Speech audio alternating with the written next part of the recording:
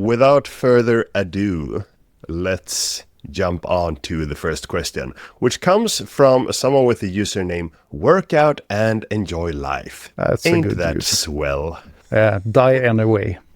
Exactly. Until you die tragically. No. Daniel, get back to vacation. Work out and enjoy life. Wants to know, or rather is curious, about how long you can maintain your muscle mass with one full body workout weekly. This is a very suitable question in the middle of the summer. Yes, it is. I mean, in Sweden, most people are on vacation already, but in the southern part of Europe, people are just gearing up to go on vacation. And the same goes for the US. A lot of people are taking their vacation in August. Yeah. And people want to know, how little can I train without losing what I've already gained? Yes. That rhymed. Yeah, I just got to thinking about the extreme heat in Southern Europe right now. So they don't want to work out more than they have to. Yeah, but what you got? This totally depends on where you're at right now. Yeah. If you're a super swole bodybuilder, weighing like 100 kilos, ripped to the bone, you're going to need more than one full body workout not to lose muscle mass per week, because you have so much to maintain. If you've left the beginner phase, you're an intermediate lifter training like 3 or 4 times per week, you can probably maintain what you already have by doing one hard full body workout per week. Maybe not forever, but at least for a month or 2 or even 3 or 4. But you have more science on this, Daniel.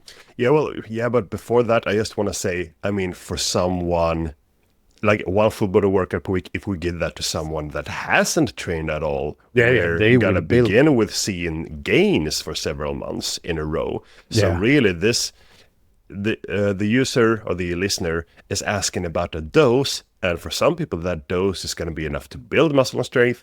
For some, it's going to be enough to maintain, and for some, it's going to be too little to maintain. So really, it's about matching the dose to the needs in this case, and the needs are going to vary, like you talked about. Yeah. But yeah, there is some science on this. There might be more, but there's some that I know of, at least, that we've talked about many years ago. One nice study where they had like young or middle-aged people, like around their 30s or 40s or something like that, and older people. I think the cutoff was like above 70 or something, or maybe it was 65.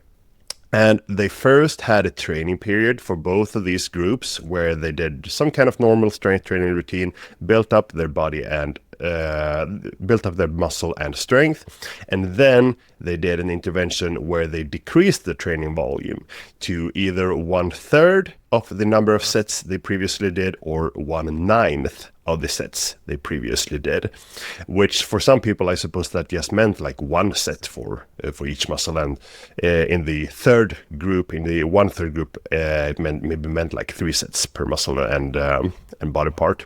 So anyway, what they found was that the young or middle-aged people, when they did 1/9 of the previous volume, they maintained their muscle and strength. But when the older people only did 1/9, they lost a bit of muscle and strength. So they needed to do 1/3 of the volume in order to maintain it.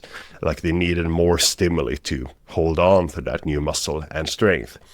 So this is only one study, and I don't want to say that these numbers are the absolute truth, but it gives you some ballpark numbers of what to aim for. So if you're on the younger side, you seem to need even less volume to maintain what you've built up.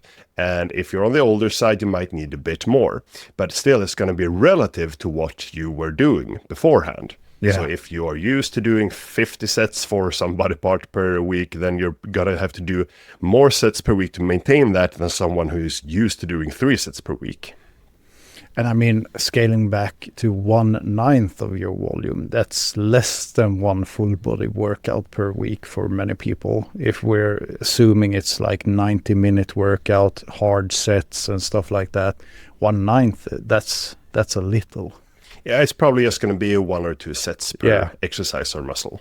But still, I do want to say that while we see decreases in muscle strength with some of these volumes, there was recently another study in, I think it was like retirement age people, that found that if they trained for a year, there were still traces of that strength many years after they stopped training. So yeah, you start losing, but it takes a really long time to go all the way down to where you were before. Connected to this question, there's always people who are fairly lean and have a bit of muscle mass that are like, after just a layoff of a few days, they claim they can see a difference in the mirror, but that's more of an acute effect of maybe having less glycogen in the muscles and stuff like that, and also a psychosomatic effect that you expect it to be that way. Yeah. You're too obsessed with your mirror image. Yeah, the megarexia is kicking in. Yeah, exactly. No, I wouldn't worry too much. Let's move on. Yeah.